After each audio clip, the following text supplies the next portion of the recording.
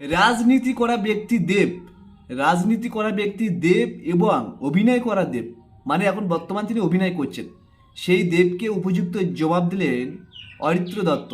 দেখুন কি বললেন সেই ভিডিও।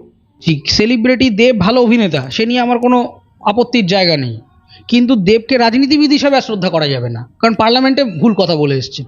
পার্লামেন্টে বলেছেন যেটা আমার শেষ স্পিচ, তারপরের দিন আবার অভিষেক ব্যানার্জি মমতা ব্যানার্জির সাথে মিটিং ফিটিং করে আবার বলছেন চলে যাব। একবার বলছেন রাজনীতি আমি বুঝি না, তাহলে করছেন কেন? আপনি একটা জিনিস বোঝেন না, আপনি এমন একটা জায়গায় চেয়ারে বসে আছেন যেখানে আপনার হাত দিয়ে লেজিসলেশন পাস হয়, আপনার হাত দিয়ে পলিসি পাস হয়।